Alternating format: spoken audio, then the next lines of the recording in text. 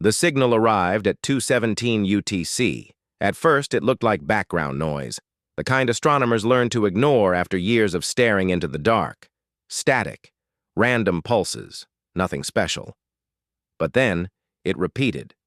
Exactly every 47 seconds. Dr. Elias Moreno leaned closer to the monitor. Coffee forgotten. Heart accelerating. Patterns meant intention. Intention meant intelligence. The waveform wasn't sharp like a radio transmission, nor mathematical like previous SETI false alarms. It was musical, a rising and falling rhythm, almost like breathing. "Run it again," Elias whispered. The observatory was quiet except for the hum of old machines and the rain tapping against the mountain windows. Outside, the sky was clouded, as if the universe itself was hiding. The computer translated the signal into sound. It wasn't a message, it was a lament. 3 days later, the world stopped pretending everything was normal. 12 objects appeared in Earth's orbit simultaneously. No warning, no heat signatures, no sonic booms. They didn't crash through space, they simply were. Each one was enormous, larger than any human-made structure, shaped like fractured rings twisting into themselves.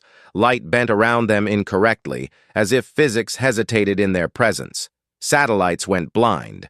GPS systems failed. Astronauts aboard the ISS reported nausea and disorientation. Panic followed.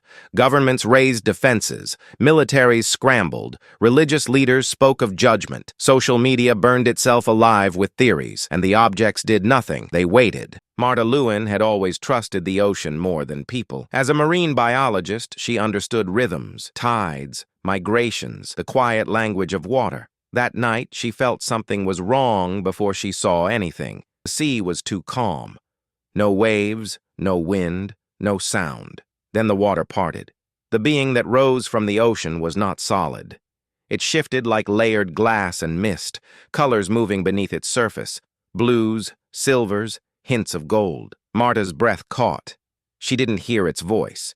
She felt it. "We do not come to conquer." Her knees trembled, but she didn't run.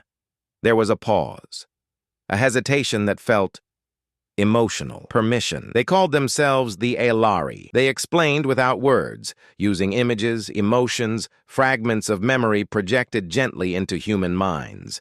A civilization millions of years old. Starfarers not by ambition, but by necessity. Their home star was dying, not naturally. Something was unraveling the structure of space itself. A slow cosmic decay spreading through galaxies. The Aelari had survived by moving, observing, adapting. Earth was never meant to be a destination, but it was the last stable system within reach. "We cannot stay without your consent," they said. "Your world will reject us if you do not accept us." The debate shattered humanity. Some demanded immediate war. Others begged for alliance. Economies collapsed under fear. Cities erupted in protest. "They're lying. They'll replace us. They're gods. They're demons." Marta was summoned to speak before the United Nations.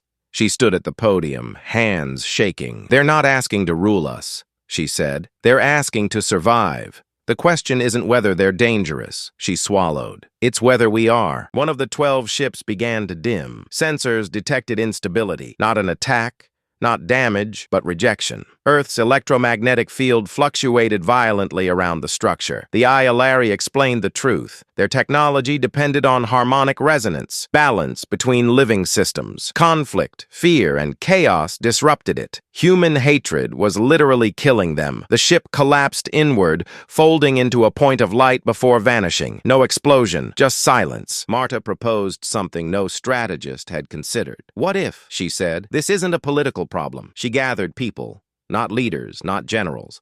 Artists, teachers, nurses, children, old fishermen, refugees. They stood together along the shoreline. The Aelari transmitted their stellar music again. People cried, laughed, held hands with strangers, remembered losses they had buried. The second ship stabilized. Then the third. The planet itself seemed to breathe. Years passed. The Aelari settled in the deep oceans, in orbit, within lunar caverns. They did not build cities. They grew structures like living coral made of light. They shared knowledge, not weapons, but understanding. Energy without pollution. Medicine that healed without harm. In return, they asked only one thing. Listen. Humanity changed, slowly, imperfectly.